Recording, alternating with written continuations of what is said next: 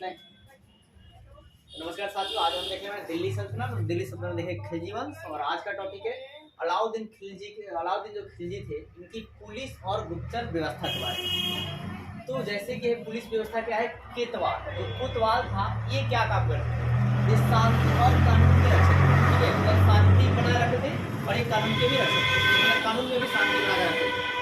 और साथ ही आपका ये मुख्य पुलिस अधिकारी होते थे। आपसे पूछ लिया जाएगा तो बताइए शांति एवं कानून का रक्षक खिलजी वंश में कौन होते थे, तो कोतवाल कहलाते थे। ठीक है, ये आपसे भी पूछ लिया जाएगा कि मुख्य पुलिस अधिकारी खिलजी वंश का कौन था, तो कौन होता था जी, कोतवाल होता था। कौन होता था, कोतवाल। और ये सब बनाया किसने था, अलाउद्दीन खिलजी।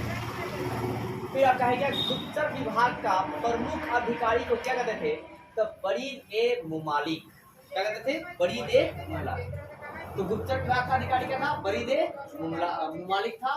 और आपका शांति सुरक्षा के लिए क्या था, कोतवाल था। बरीद ए मुमालिक क्या था आपका, बरीद ए मुमालिक ये क्या था आपका, गुप्तचर। और आपका भाई साहब शांति सुरक्षा के लिए कौन था, तो कोतवाल था। और पुलिस अधिकारी का भी ये प्रमुख था। इसके अलावा अलाउद्दीन खिलजी ने अपना आपका है क्या कि अलाउद्दीन खिलजी ने क्या था, विधायिका को, कार्यपालिका को और न्यायपालिका को भी बनाया था उस समय में। ठीक है, मध्यकालीन इतिहास में विधायिका मतलब जो आपका नियम को बनाती है, ठीक है, और कार्यपालिका मतलब जो नियम को लागू करती है, और न्यायपालिका मतलब जो नियम को क्या करते जी, न्याय दिलाने का काम करती है। अगर कोई सही से काम नहीं कर रहा है तो वहां पे न्यायपालिका न्याय दिलाएगी। यहाँ तक कि वो सरकार को भी गलत ठहरा सकती है अगर सरकार गलत तरीके से बनी हुई है। अब यहाँ पर अलाउद्दीन खिलजी का विजय अभियान की बात करते हैं। तो अलाउद्दीन खिलजी जो है ना, ये प्रथम आपका ऐसे शासक थे दिल्ली सल्तनत का ये प्रथम किंग थे जो साम्राज्यवाद नीति को अपनाया था। साम्राज्यवाद नीति मतलब पूरा अपना भारत अभियान को चलाया था, मतलब हर किसी को जीतना, अपने साम्राज्य का विस्तार करना साम्राज्यवाद नीति कहलाती है। ठीक है, तो दिल्ली सल्तनत का पहला शासक कौन था जो साम्राज्यवाद नीति को अपनाया था, वो कौन थे, अलाउद्दीन खिलजी थे। और आपका है क्या, इसका जो अलाउद्दीन खिलजी विजय अभियान चलाए थे, अब ये हमें जानकारी कहाँ से मिली, तो इसका वर्णन जो है अमीर खुसरो की किताब है और एक बर्नी का भी किताब है। ठीक है, दोनों से मिलती है। अमीर खुसरो की किताब का नाम क्या है, खजाइन ए कुतुब। क्या नाम है, खजाइन क्या जी, कुतुब किताब का नाम है। इसी किताब से अलाउद्दीन, मतलब इस किताब में लिखा हुआ है कि अलाउद्दीन खिलजी ने क्या किया, विजय अभियान चलाया था पूरे भारत में विजय प्राप्त करने के लिए। अब इस अलाउद्दीन खिलजी के विजय अभियान को कितने भागों में बांटकर देखा जाता है, तो दो भागों में। कितने भागों में जी, दो भागों में। एक आपका नॉर्थ इंडियन और एक साउथ इंडियन। ठीक है, एक आपका उत्तरी भारत का विजय अभियान है और एक दक्षिणी भारत का विजय अभियान है। आज मैं उत्तरी भारत का विजय अभियान को देखेंगे खासकर। ठीक है, अब देखिए तो उत्तरी भारत का अभियान में इन्होंने कई प्रांतों को जीता और जीतने के बाद अपने साम्राज्य में मिला लिया। कोई भी राजा हो, अगर किसी साम्राज्य को, अगर उसके साम्राज्य नीति को अपनाया है तो किसी प्रांत को जीतेगा, तो जीतने के बाद अपने साम्राज्य में मिला ही लेगा और अपना साम्राज्य बड़ा जो है करते चला जाएगा। इन्होंने सबसे पहले चलाया गुजरात अभियान। गुजरात अभियान कब चलाया, तो 1299। और इसको आके गुजरात अभियान को सबसे पहले इन्होंने क्यों चलाया, क्योंकि उनके दिमाग में आया इतनी बड़ी जो हमारी सेना है और पूरा विजय अभियान भारत पर करना है, तो उस सेना के लिए धनराशि भी चाहिए। तो धनराशि के लिए इन्होंने सोचा कि व्यापार वगैरह भी करना पड़ेगा, तब जाके पैसा आते रहेगा, धन जो है आती रहेगी। इन्होंने गुजरात अभियान चलाया और गुजरात अभियान इसलिए चलाया कि क्या था जी, व्यापारिक केंद्र बनाने के लिए। क्या बनाने के लिए, व्यापारिक केंद्र, मतलब वहां पर जब कब्जा कर लेंगे तो जितना वहां का धन आएगा वो सारा हमारे अंडर रहेगा। तो यहाँ पर देखिए गुजरात व्यापारिक केंद्र क्यों बनाए, यहाँ गुजरात में सूरत और भंडौज और कुम्मे और खंबात जैसे बंदरगाह। आप जानते हैं बंदरगाह किसे कहते हैं, बंदरगाह वैसे क्षेत्र को कहा जाता है जो समुद्री इलाके के निकट होते हैं और वहाँ पे बड़ी बड़ी जहाजों से क्या होता है, सामानें आती हैं उतरती हैं, जहाँ रखा जाता है उसी जगह को बंदरगाह कहा जाता है। तो यहाँ पर ये बंदरगाह थे, तो आप इस बंदरगाह की मदद से ये क्या करते थे, यहाँ ईरानी और जो अरबी घोड़े थे उनके व्यापार के लिए यहाँ पे खासकर आक्रमण किए थे। यहाँ के मतलब विजय अभियान कर लेंगे, यहाँ जीत जाएंगे, तो जितना ईरानी और अरबी घोड़े का व्यापार हो रहा है, जितना यहाँ से धन मिलेगा वो सारा हमारे अंडर हो जाएगा। और इसके अलावा भी मतलब इसको व्यापारिक केंद्र बना देंगे तो पूरी तरह से जितना पैसा आएगा वो हमारे पास आ जाएगा। तो यहाँ पर आप एकदम सिंपल याद करें, गुजरात अभियान 1299 में चला, इसको व्यापारिक केंद्र बनाने के उद्देश्य से चला था, क्योंकि यहाँ पर बहुत सारे बंदरगाह थे और उस बंदरगाह पर कंट्रोल कर लिया जाए तो पूरा का पूरा धन जो है आता रहेगा और सेना के खर्चा में जो है दिक्कतें नहीं आएगी। अब दूसरा बात यहाँ पे आगे देखते हैं कि यही, अब ये जो गुजरात अभियान इन्होंने विजय भी कर पाया किसके वजह से, तो अलाउद्दीन खिलजी जो है उल्गू खां और नुसरत खां के नेतृत्व में, मतलब गुजरात अभियान किसके नेतृत्व में चलाया गया? तो उल्गू खां और नुसरत खां के नेतृत्व में चलाया गया, जो कि अब यहाँ पे गुजरात क्या जी, गुजरात अभियान चलाया वो क्या हो जी, विजयी हुआ, मतलब सफल हुआ। और इस समय गुजरात के तत्कालीन राजा कौन थे? तो कौन थे जी? कर्ण बघेल थे। कौन थे जी? कर्ण बघेल थे। इनको इन्होंने क्या कर दिया? पराजित कर दिया, हरा दिया। और हराने के बाद जो इनकी पत्नी थी कमला देवी, सबसे पहले उनको बंदी बनाया। क्या किया? बंदी बनाया। और बंदी बनाने के बाद उनसे क्या कर लिया? विवाह कर लिया। क्या कहा जी? विवाह। और ऐसे विवाह को असुर विवाह कहते हैं। अगर आप बंदी बनाकर विवाह करते हैं तो ऐसे विवाह को याद रखिएगा, असुर विवाह कहते हैं।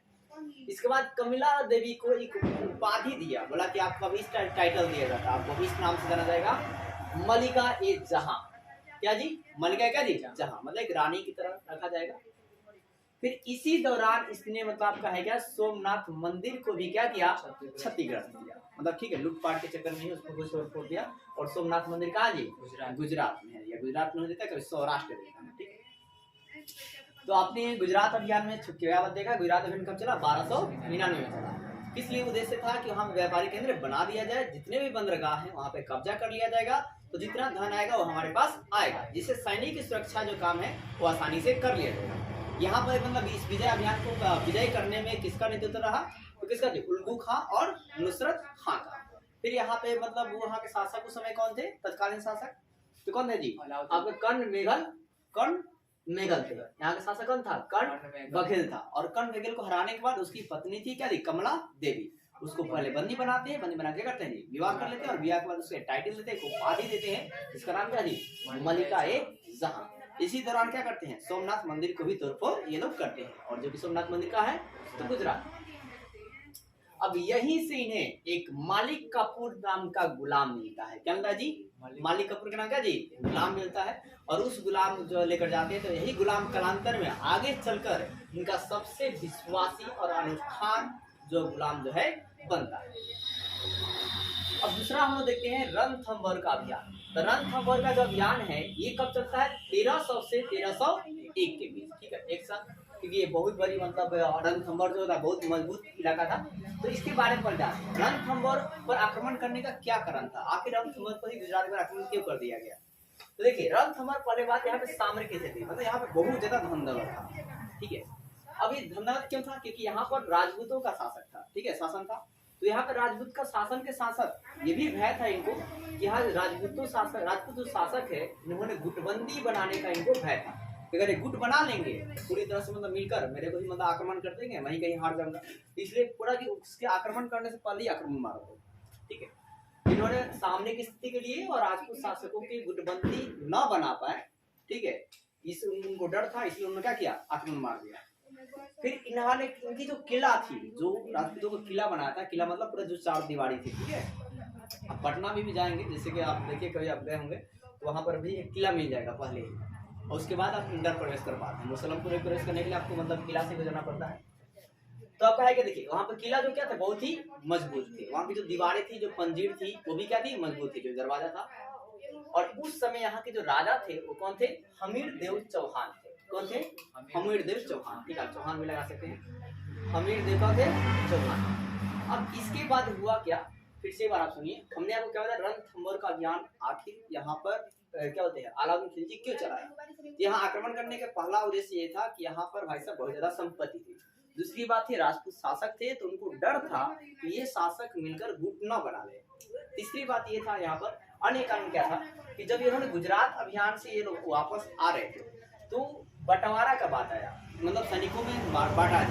पता है अलाउद्दीन खिलजी ने मतलब उल्टा नीति लगा दिया था, 80% अपने रखा था, 20% सेना को रखा था। तो ऐसे में हुआ क्या कि जो तुर्की सैनिक थे और जो आपके 9 मुस्लिम मंगोल सैनिक थे, जो नया पर आए थे, चंगेज खान के उसको मतलब जो नाटुदी था, उसने मतलब क्या किया? शादी कर लिया, वहां पे बस गए। ठीक है, मंगोल पूरी दिल्ली में जगह भी बनाया गया, तो आज जो कालांतर में बना है। तो आपका जो नौ मुस्लिम जो मंगोल सैनिक थे, उनके बीच में क्या हुआ? जैसे मंगोल सैनिक कौन था जी? उस समय मोहम्मद खान थे। कौन थे? मोहम्मद खान। मोहम्मद कौन थे? खान। इन दोनों में क्या हो गया? मतभेद हो गया। अब जब मतभेद हो गया तो आप समझ गए ना कि मतलब कोई भी अब जो है राजा के प्रति जो है थोड़ा वो क्या बोलते हैं, शत्रुता वाली नीति अपनाएगा। ये जो 9 मुस्लिम मंगोल खान थे, ठीक है, ये जो 9 मुस्लिम थे, जितने भी सैनिक थे, इन सभी ने क्या कर दिया, ये सभी जो लोग थे पहले से ही ये आपका जो हमीर देव हैं इनके शरण लेते थे।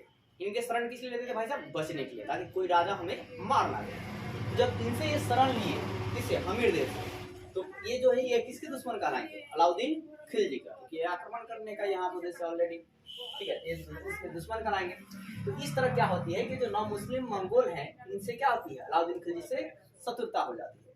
तो यहाँ पर आक्रमण करने का दो कारण, एक तो कारण आपका यह है संपत्ति, यहाँ पर जो रणथंभौर इलाका है वहाँ संपत्ति ज्यादा है और राजपूत शासकों को गुटबंदी ना हो।